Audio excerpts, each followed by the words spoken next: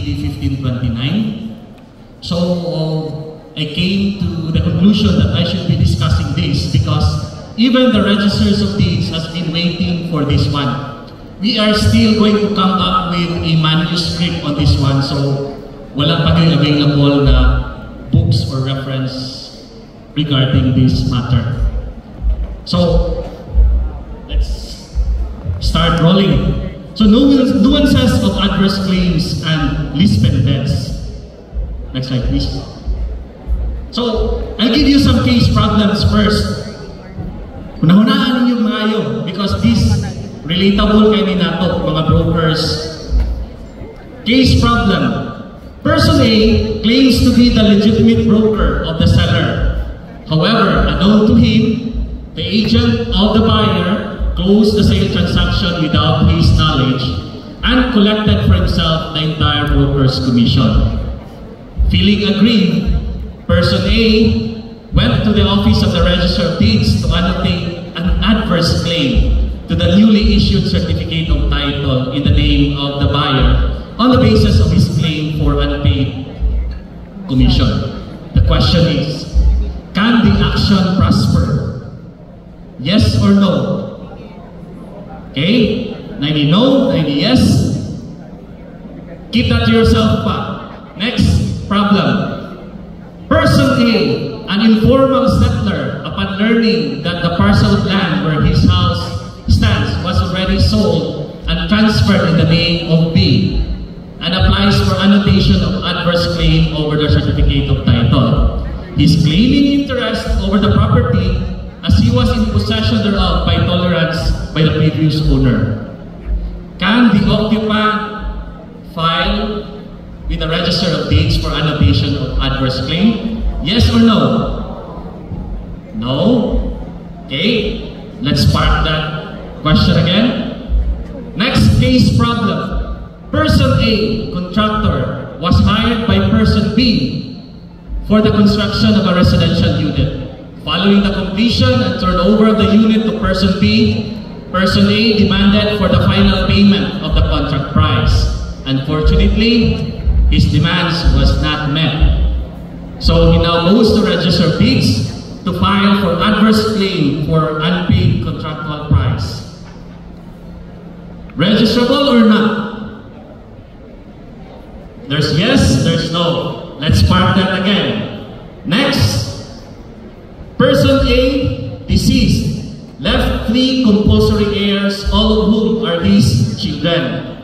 This is common scenario really. Unknown to one of the children, the 2 other siblings executed an extrajudicial settlement of estate appropriating the property between the 2 of them, and a certificate of title was issued in their name. In short, this person, one of the children, was left. Agreed, the excluded heir went to the Register of Deeds to file for annotation of adverse claim. Will the action prosper? Yes? No? Sige, parking niya muna na to. So, remember all those questions, kaya we will go back to that one after the discussion. Okay, so what is an adverse claim?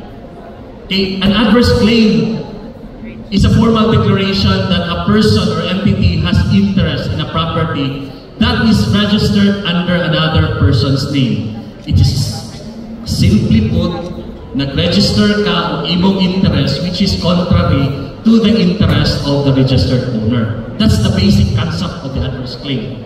Next, please. So what is the basis for adverse claim? As I've mentioned, karaan na kining law nato on real estate, still Presidential Decree PD 1529. So I will not read that one, kitaas na, but that is the legal basis. Section 70 of PD 1529. Next slide, please. So when you try to understand adverse claim, you have to be familiar with the 4 requisites.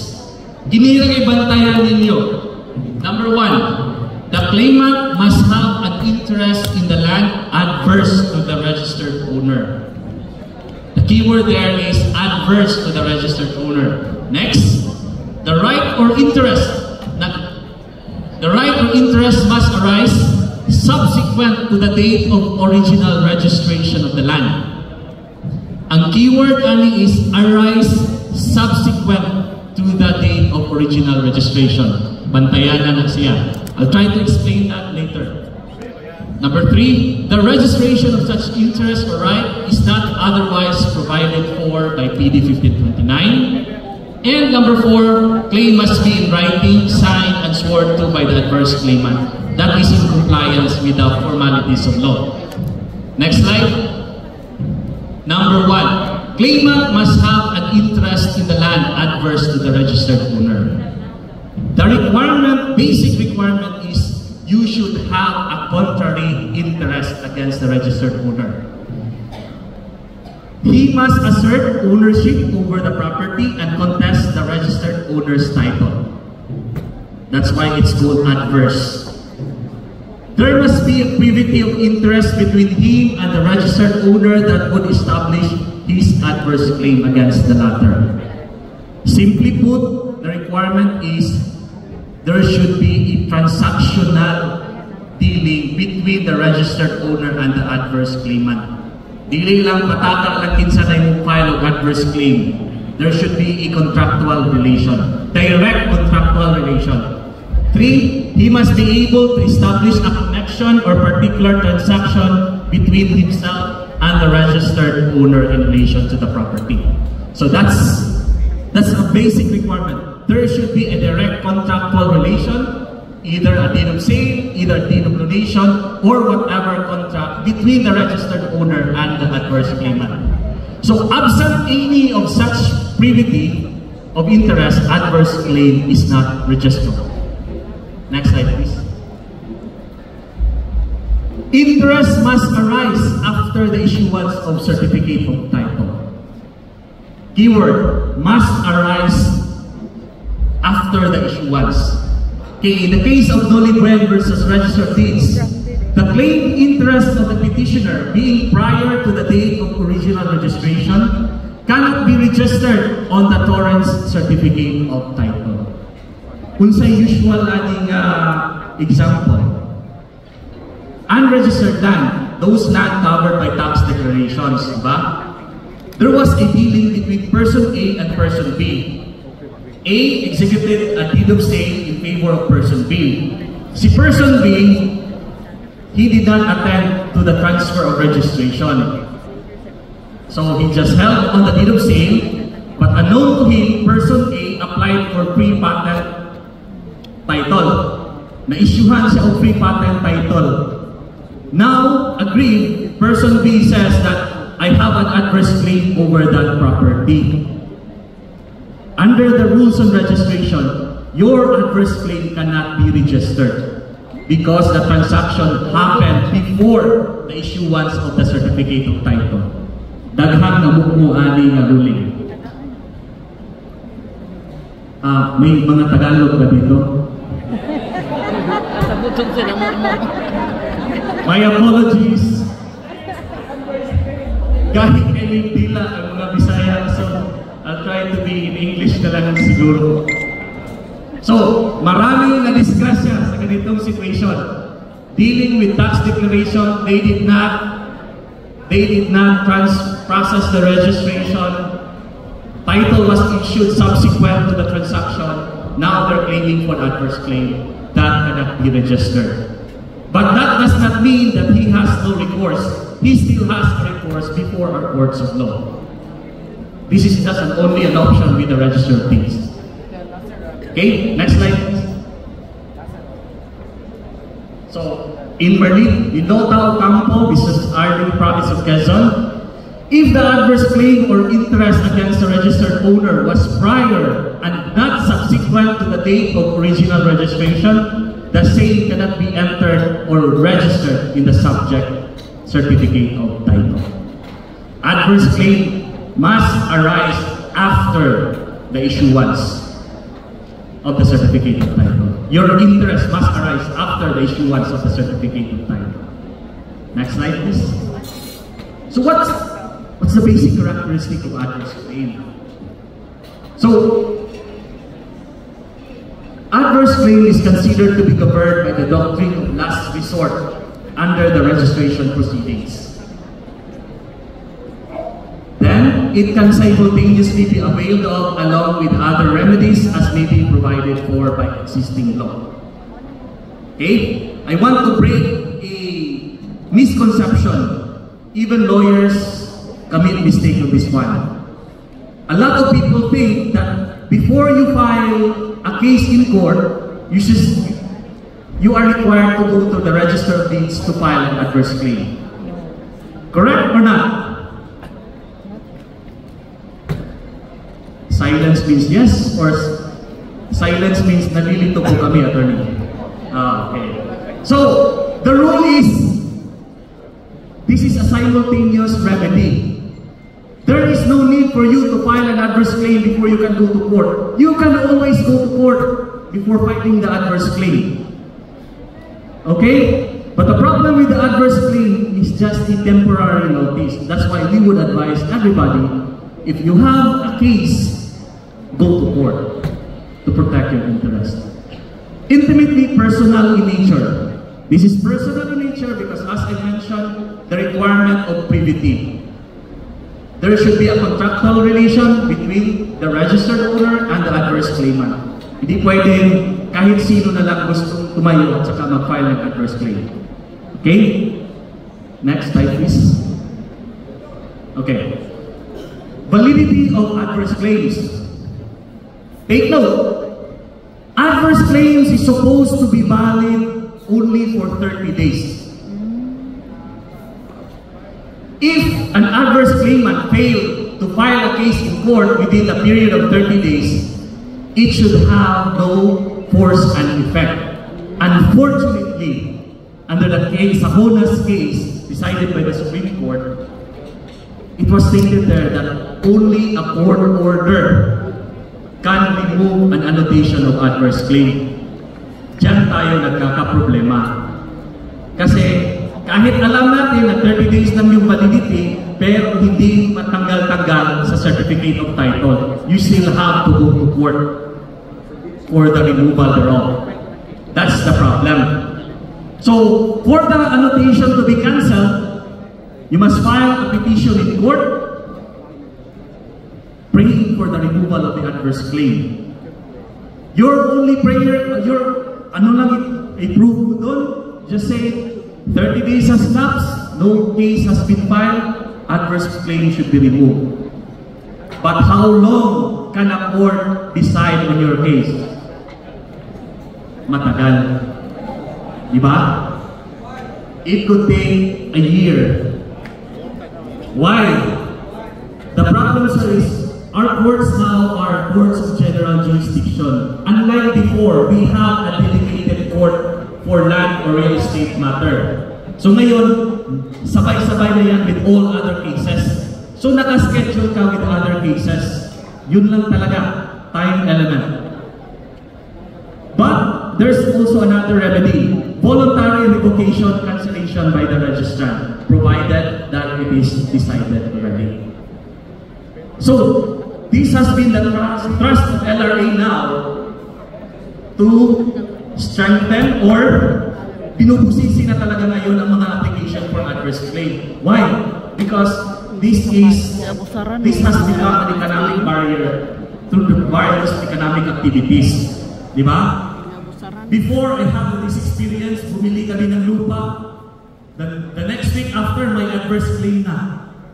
Sino may experience na ganyan? Oo. Oo.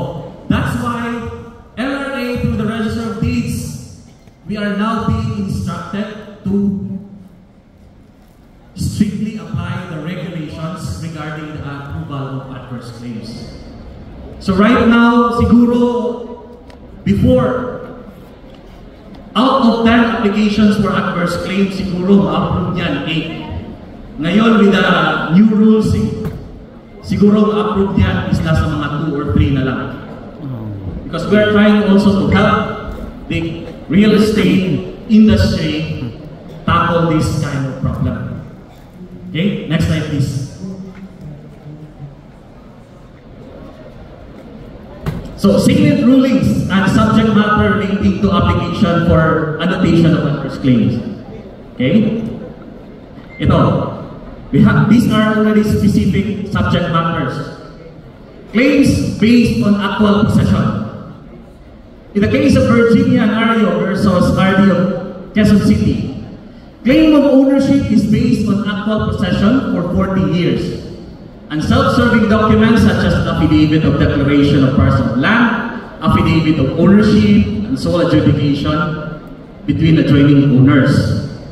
The decision there was adverse claim, application of adverse claim was denied.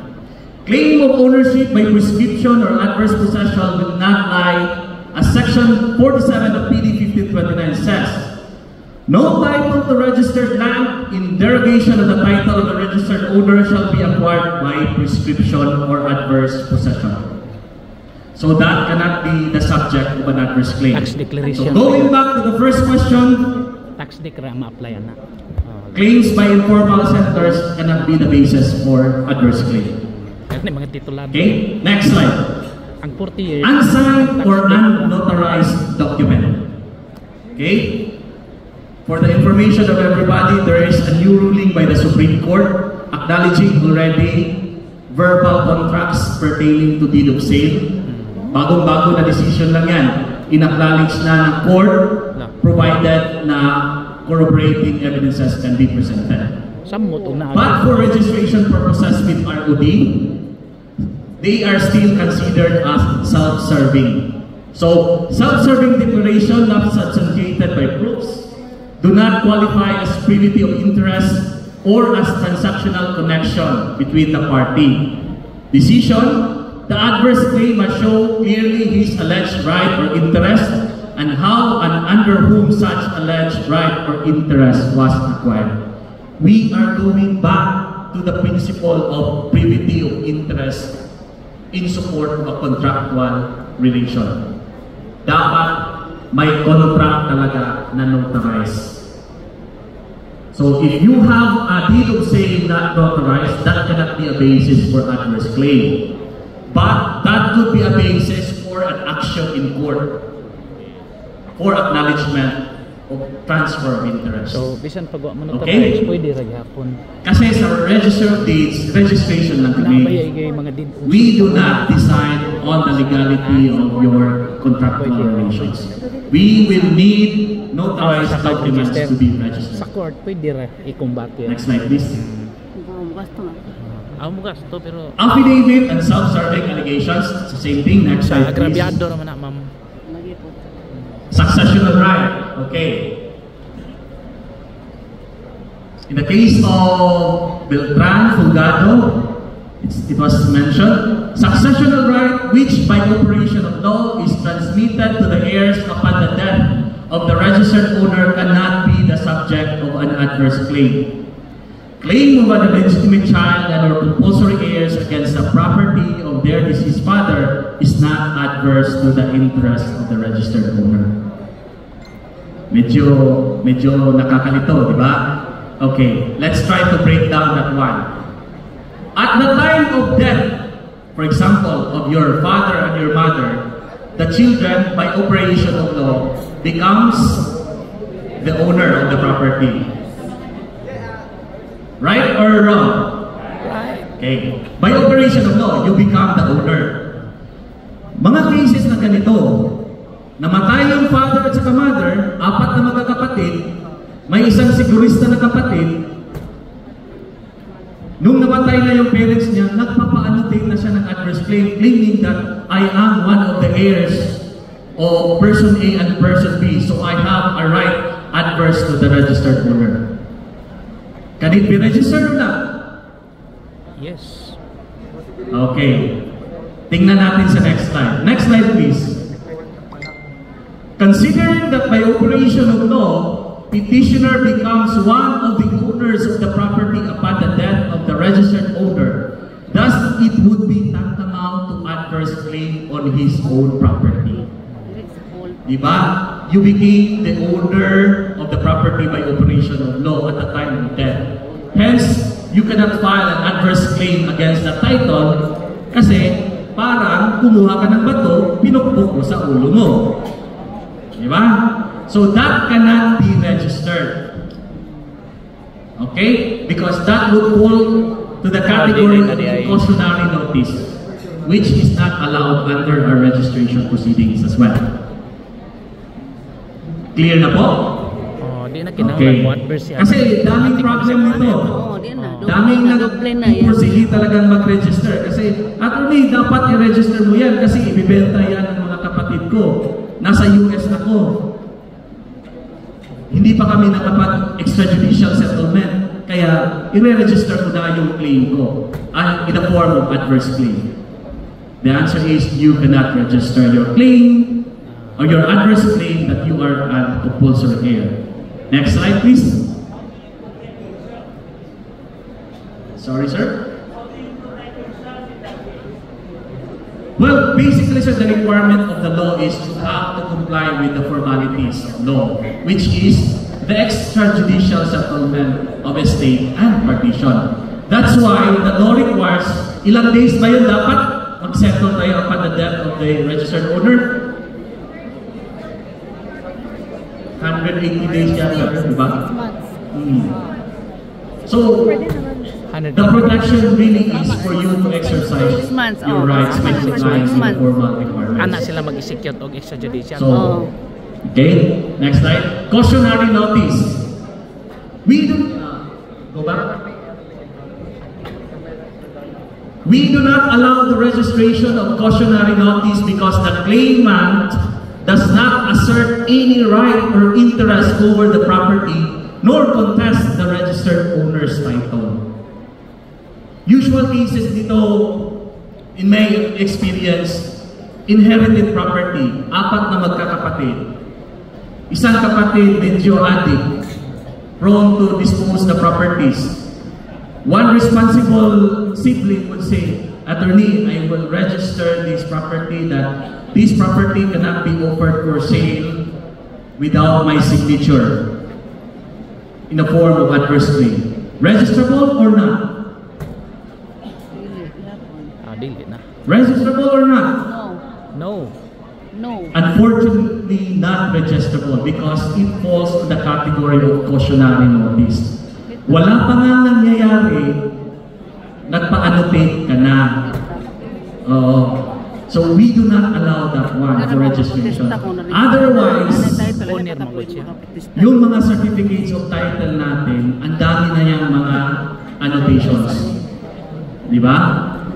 Because it's common that, for example, siblings, they could not agree immediately to settle or partition the property.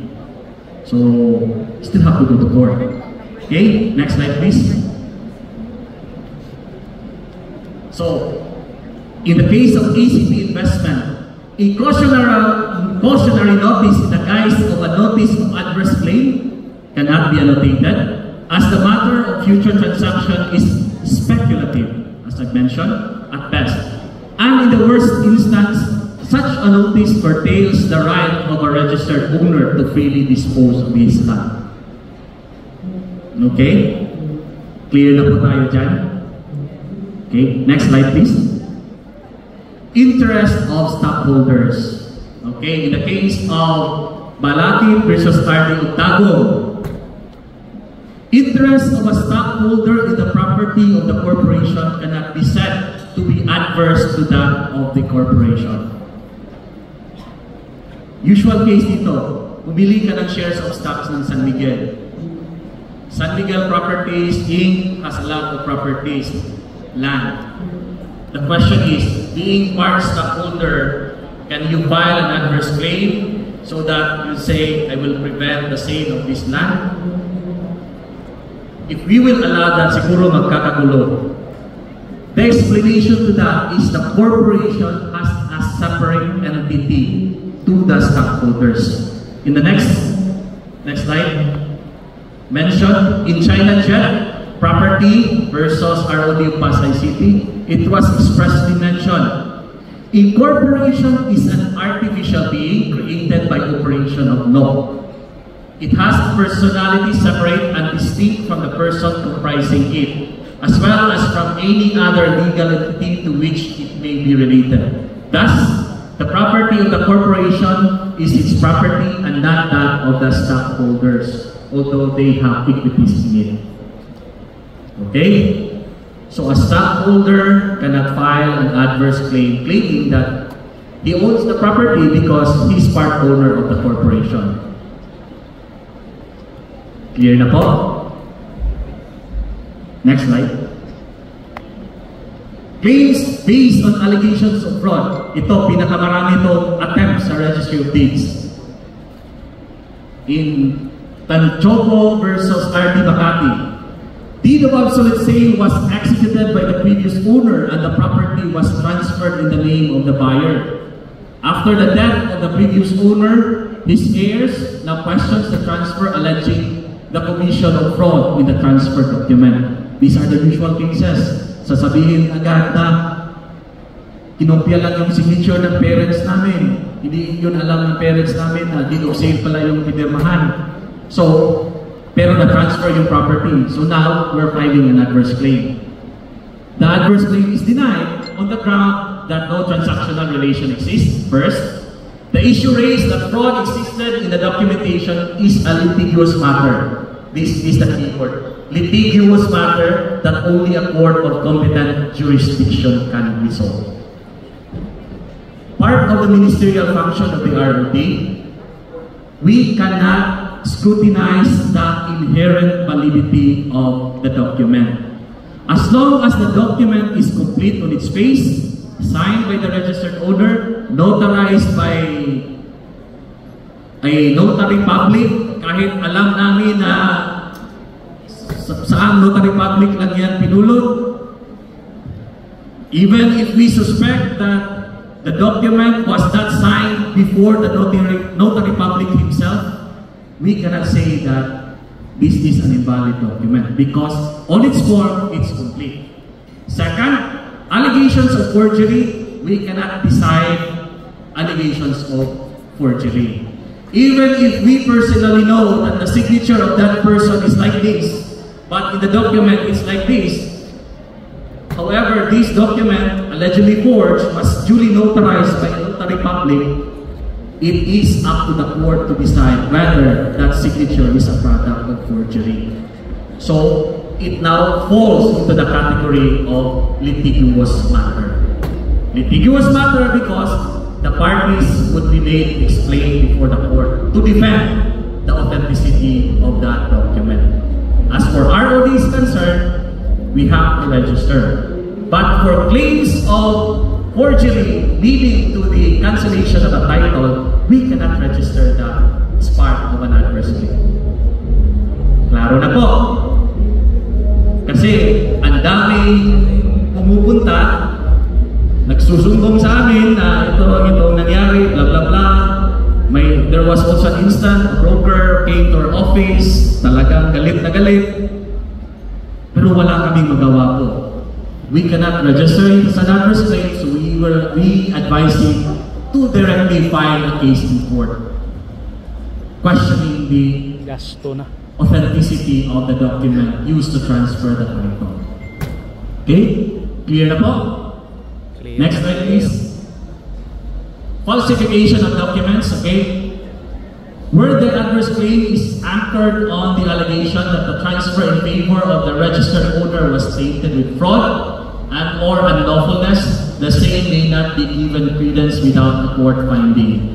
So it is only the court who can decide on that matter. Hence, we cannot register an adverse claim based on claims of fraud, coercion, like some other related matters. Basta na ipirma. Next slide, please. Naging magawa. Okay, to comply. Okay. A deed of obsolete sale was already processed and a new title has been issued by law. It is already considered an accomplished fact. Thus, contesting the transfer based on the document is already a litigious matter that requires court intervention. Okay? Yun yung mga allegations na there was fraud when the transaction was entered in the registry. Next slide, please. contract to sell decision. The registration of a contract to sell will not give rise to an adverse claim since it does not undertake ownership or legal possession. It is merely a preparatory agreement to a contract of sale. Kasi may iba, supposedly, a contract to sell can be registered with the ROD. Kaso nga lang, nagtitipid yung iba. Because when the contract of to sell, may payment na more than 25%, BIR already assesses the required access. Diba? So, ang gagawin ng iba, di mo na namin bayaran sa BIR, i-adverse claim na lang namin. Kasi ang bayad sa adverse claim is just 760 pesos. Diba? So, but it could not be the basis of an adverse claim. Unless there is another condition, which I will discuss later. Okay? Next slide, please. Disposition against statutory provision. So ito yung common example nito is CLOA, yung may mga prohibition, period of prohibition. Sa Mindanao, I have a lot of experience with this, yung mga kantinyo sa Bukidnon, di ba? Daming nagbibenta ng mga kantin dahil gusto i-annotate kasi nakabili daw sila. So, those CLOA titles still within the 10-year prohibitory period. The prohibition from disposition of the properties encompasses all rights relating to disposition, including the right to convey ownership or to promise the sale. In short, hindi pwedeng gawing adverse claim yung deed of sale nyo. Okay? Next slide, please. Claims of predecessors in interest. In the case of Jorge versus R.D. Marikina, the adverse claim of the mother cannot be inherited. The claim of the petitioner that he inherited from his mother, the rights over the subject properties, including the right to file an adverse claim, is self-serving. This goes back to the basic principle of privity of interest. Dapat yung adverse claimant should be the one to have a contractual relation to the registered owner. But that is only for adverse claim. Huwag kayong mag-alala kasi you still have other recourse, which is to go to court. But we're just talking on annotation of adverse claim. Hindi po pwede. Nasabihin mo, I'll file an adverse claim because the registered owner execute a deed of sale in favor of my mother. Hindi po pwede po yun. Okay? Next slide, please. Right of first refusal. Ito yung mga adjacent properties, yung mga co-owners. So, there are some cases that supposedly when you offer a property, you will inform, di ba? You offer mo yan sa other co-owners mo first before you can sell it to other parties. Some co-owners, talagang gusto nilang ma-secure yung property, mag-apply sila ng adverse claim na annotate ko yung first refusal ko. That would not be allowed as well. Right of first refusal as decided in Kalakin versus Hardy of QC. Adjoining owner's claim based on an alleged right of first refusal or right of preemption is not registrable as an adverse claim. Why? Because you are not claiming ownership over the share of the owner. Diba? Basic requirement of adverse claim, you have a claim of interest against the registered owner. Hindi naman kayo nag-aaway sa ownership eh. You just want to secure your preemptive right. So, that would not be the basis for adverse claim. Tulog na po ba lahat or ano? Shall I change my tempo or shall I... Okay lang po? Baka you need me to do some tumbling or somersault? 2 p.m. Okay, next slide please. Money claims. Oh. Money claim is not a basis for an adverse claim. it appears that the basis of the supposed adverse claim was the alleged failure of the registered owner to execute a deed of sale over the property to cover his purported indebtedness, blah blah blah. Since there is no contract of sale, the petitioner's interest over the property appears purely monetary. Usual cases po dito. Person A nangutang ng 1 million kay Person B. Si Person B offers his property as collateral. So, sabihin ni Person B, offer ko to yung property as security. But ang in-execute nila is just the loan agreement. Nag-default si Person A. Sabi ngayon ni Person A, Person B, yung property mo, in-offer mo sa akin as collateral. Now, I'm filing an adverse claim for that one. Will the action prosper? Yes or no? No. Why no? Because your contractual relation is for debt, money claims. Wala naman kayong usapan na bintangan eh. Di ba? So you cannot file an adverse claim at sabihin mo, okay, I'll file an adverse claim because this was offered as collateral. Again, that is just for adverse claim. You can always go to court claiming that that property was indeed offered as collateral. Okay? So yung mga nagpapautang dyan, alams na ha. Okay, next slide please. Attorney's lien. Ito, inaway talaga ako ng lawyer nito eh. There was a lawyer handled a case, umabot ng Supreme Court 20 years. Nanalo sila.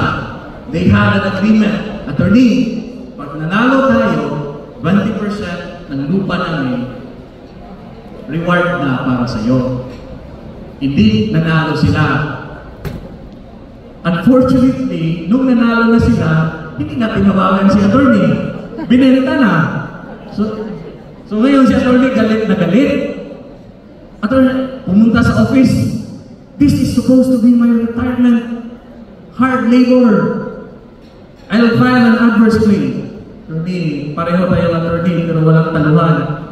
Di pwedeng i-annotate as adverse claim ang attorney's lien. Okay? Attorney's lien being a money claim, still a money claim, cannot be the basis of an adverse claim. To be able to have it annotated, it must first be made and granted by a competent court. Supposedly, when you had an agreement for attorney's fees, dapat naka-include yan sa case nyo. Because it should be awarded by the court. If it was not awarded by the court, it could not be annotated as adverse claim. But you can still go to court to claim to that. But for adverse claim purposes, it's not possible. So in Attorney Fakunla versus ROD of Cabanatuan, it is only after an attorney's lien has become judicially settled and execution thereof ordered by the court that proper annotation thereon may be made on the certificate of title. In short, the attorney's lien should be expressly awarded by the court. Yung mga internal agreements nyo dyan, kahit nakakontract pa yan, di pwedeng subject for adverse claim. Okay? So that also goes to show your commission. Kahit may pinirmahan pa kayong kontrata dyan, na yan yung commission nyo,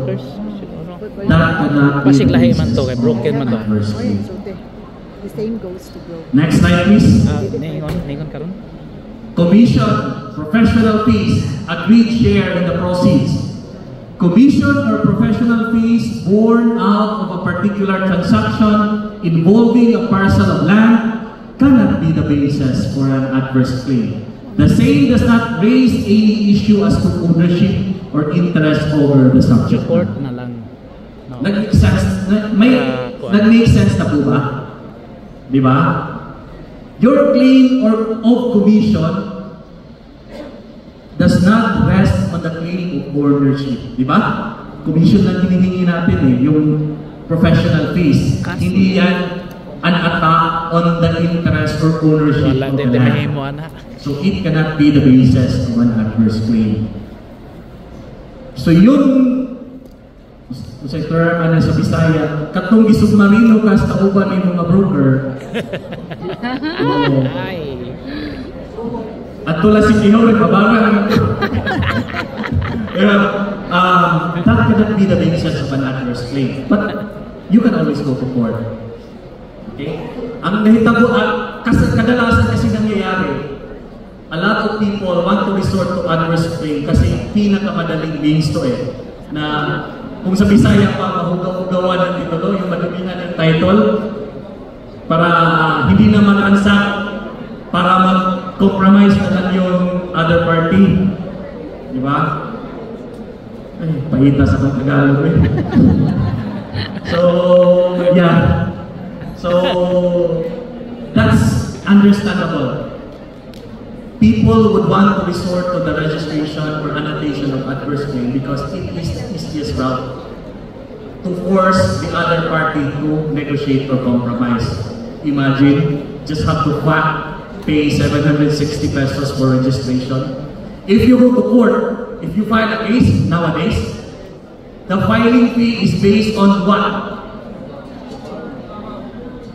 The zonal value of the property. Okay. Pag pinag-awayan nyo 100 million worth ng zonal value ng property, mag-compute ka ng filing fee mo. Kaya many people would like to resort to adverse claim kasi 760 to 1,500 pesos lang ang babayaran mo. Okay? Next slide please. Pre-iteration, exclusion of legal heir. This is one of the exceptions. Diba? Sabi natin, if one of the heirs cannot file an adverse claim, diba? On the certificate of title of their parents. That's the general rule. The exception is, if nag-execute na ng extrajudicial settlement, hindi ka sinali. So instead of 4 children, 3 children na lang yung may-ari, yung isa, excluded. Yung excluded can file a case, can annotate an adverse claim on the grounds of pre-iteration. When the heir has been unlawfully deprived of his participation in the estate of the deceased person that has been the object of an extrajudicial settlement leading to the issuance of certificate of title. Yan, that could be now a basis for filing of adverse claim. Next slide please. Failure to surrender or undue withholding of the certificate of title. Ito yung mga exception. Diba? We mentioned, contract to sell cannot be the basis of an adverse claim, right? Because it is not yet an action determining the ownership. However, you have the right to annotate the contract to sell provided you pay all the government taxes. You pay documentary stamp tax, you pay the capital gains tax, but registration of contracts to sell with ROD is considered as voluntary transaction. What do you mean by voluntary transaction?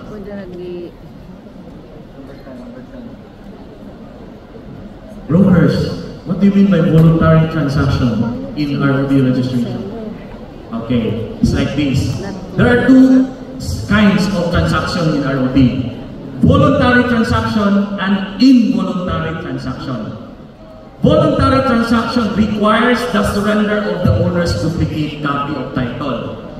Deed of sale, real estate mortgage, deed of donation, extrajudicial settlement of estate. Hindi ka pwedeng mag-transact with ROD without surrendering the owner's duplicate copy of title. Right? Pag sinabi mong involuntary, those are transactions that do not require the surrender of the owner's duplicate copy of title. Example, adverse claim, court order. So, classic example, court order. You cannot require your opponent to surrender the title para mag-annotate ka ng court decision, di ba? So that's considered as involuntary transaction. So this now comes as an exemption. Contract to sell generally cannot be the basis of adverse claim. However, if you have paid all the taxes, you can register the contract to sell and annotate it in the title, in the certificate of title itself. But if the seller willfully and lawfully decline from surrendering the owner's duplicate copy of title, di wala kang choice, di ba? Wala kang recourse. So under our registration proceedings, as way of exemption, you are allowed to file an adverse claim. You have to substantiate, or you have to prove that there was a series of formal demands, but the seller fails to surrender. Pwede mo na i-annotate as adverse claim yung contract to sell mo. Not just contract to sell, any agreement, memorandum of agreement, Ayan ang mga subdivided. loan agreement, mortgage, real estate mortgage. I-assert mo lang doon na ayaw i-surrender ng owner kaya hindi ka makaproceed sa registration. Is it making sense or not? The silence is disturbing. Okay. So, next slide please. Storage. Second application for annotation. So, once a claim for adverse claim has been approved and then removed, you cannot refile that same action. Otherwise, walang katapusan yung paghihirap mo. Sa Tagalog yun. Next slide please. Annotation of dispendence. Ma'am, it's 3. Shall I continue or? Continue.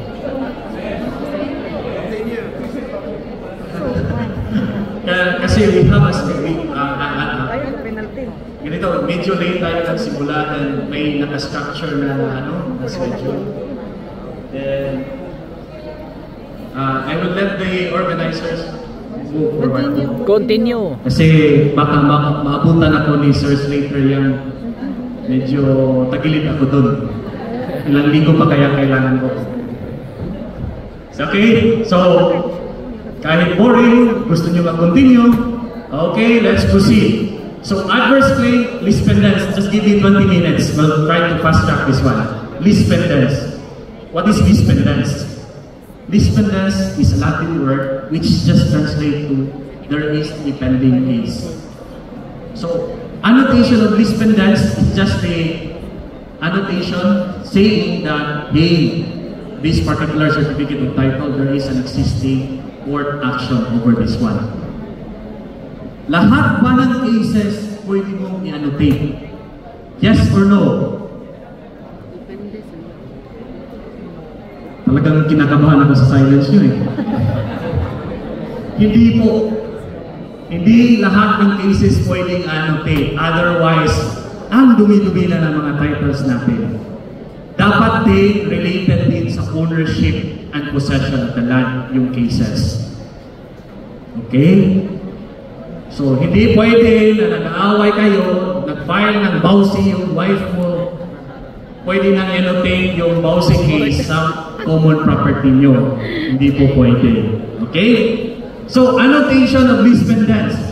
Right granted to an aggrieved party where an actual case has already been filed to notify the world as to the existence of actual case. Important. Only cases whose action involves a direct attack into the ownership and interest over the title of the property is allowed. Then only actual parties in the case have the right to request for annotation of adverse claim. The keyword there is direct attack into the ownership. Okay? Next slide please. So the basis for lease pendants, sobrang mataas, but that is section 76 of PD 1529. So, ang keyword lang dito talaga is, saan ba yun?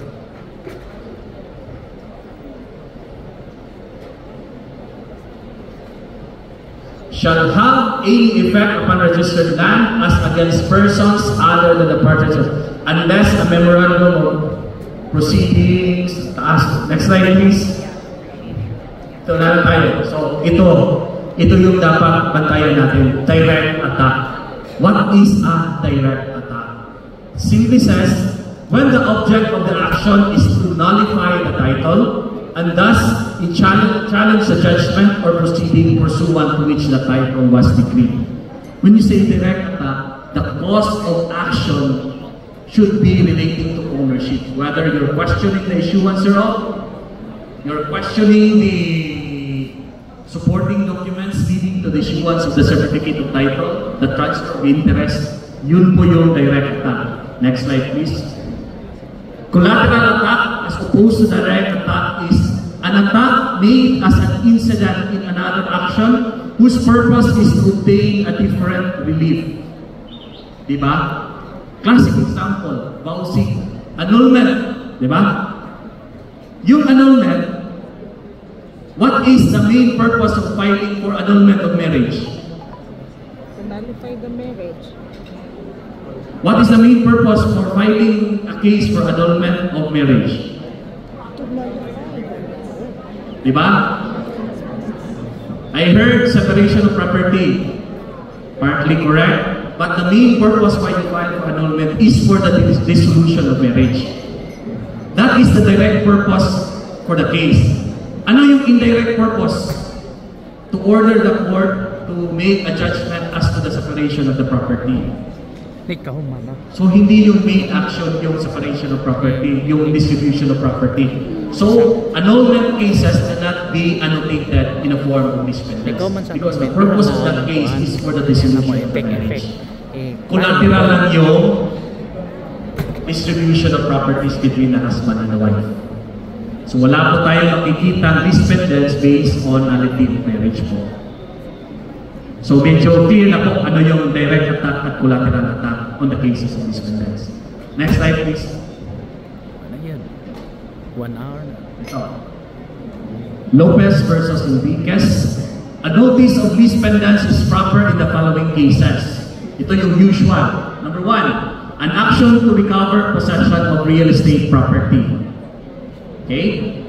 Because that involves interest of the property. Ito yung mga ejectment cases. Diba? Forcible entry and container. Number 2, an action to quiet title thereto. Yung mga cases na dalawa yung tax declaration over the same property or duplication of title, dalawang title over the same parcel of land. Nag-aaway kayo as to the owner, sino ba talaga yung owner. So that's the purpose of quieting of title.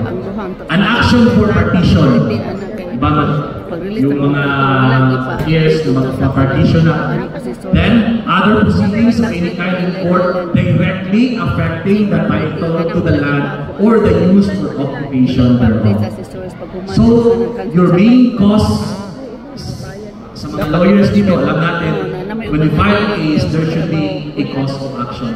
Ano yung, ano ba sa Tagalog yun? Ano yung English na lang?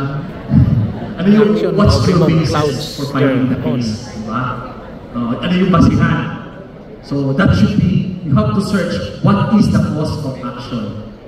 So, when you file a case for collection for sum of money, can it be annotated as for misspendence or not?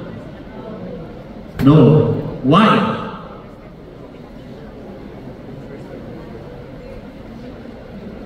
Ang tapang ng no, ang sumunod na sagot, silence. Why? Because the case for collection for sum of money, ano yung basihan mo? Utang. Collection. Does it affect ownership or claim of ownership of property? Hindi. So, it cannot be annotated under misspendence as well.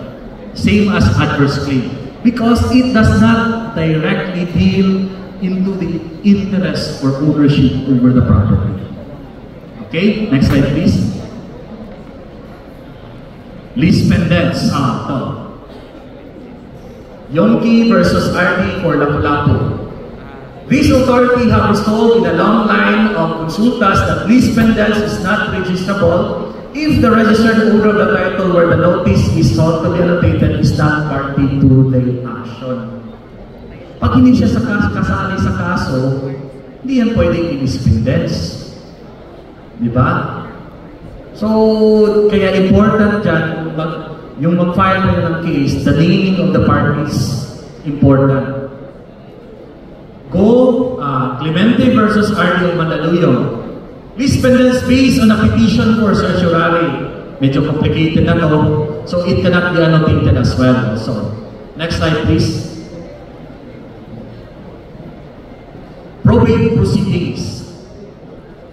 In the case of Peña versus R.D. for Pasay, dispendence on a probate proceedings. Pendency of an action for probate of will cannot be the proper basis for a notice of dispendence, as the case does not directly affect title or possession of real property of the deceased or his assigned. So, probate. Ano ba yung probate? Di ba? May nag-execute ng last will and testament. Under Philippine laws, hindi mo yan ma-enforce without being stamped with approval by the court. So, may probate, may will ka, isasubmit ba yan sa court? Kadalasan dyan, mag-aaway talaga mga heirs dyan kasi hindi yan even distribution eh. Kasi, ano yan? Depending on the will of the deceased. So, sino yung mas, ano ba yun? Mas palangga. Oh. Kung sa Bisaya pa, mas duol sa luwag, mas dako upahin. Diba? So, mag-aaway talaga yan. Kasi, in a 1 hectare land, yung pinakabunso, bibigyan ng 5 hectares. Yung second child, 1 hectare lang. Yung third child, 2 hectares lang. Oh. So, mag-file ng adverse claim agad si eldest child. File ako ng dispendence because pinapobate namin. Registrable or not? Not.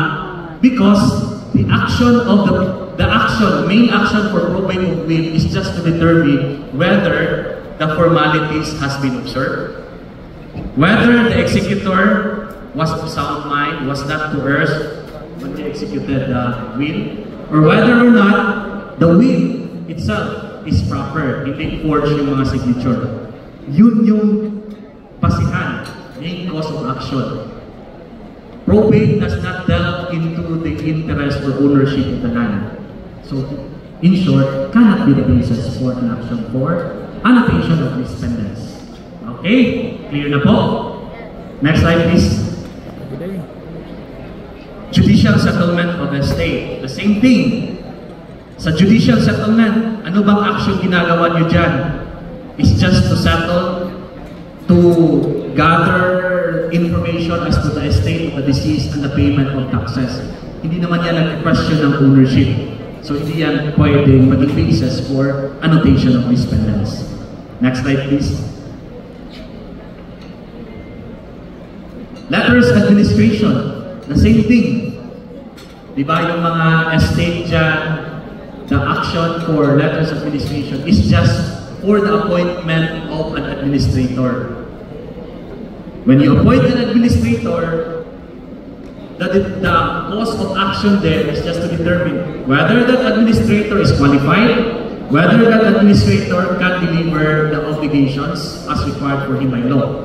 There is no question whether the title is owned by the registered owner or not, or by the deceased. So, again, that could not be a basis for annotation of dispendence. Next slide. So, ito po yung mga actual cases that cannot be annotated under dispendence. Bantayan niyo ito. Preliminary attachment, proceedings for the probate of wills, levies and execution, proceedings for the administration of estate, proceedings in which the only object is the recovery of money, judgment, action for recognition or acknowledgement of an heir, action for collection of monetary obligation. Those cases or actions in court cannot be annotated under dispendence. Next slide, please. Rulings in dispendence.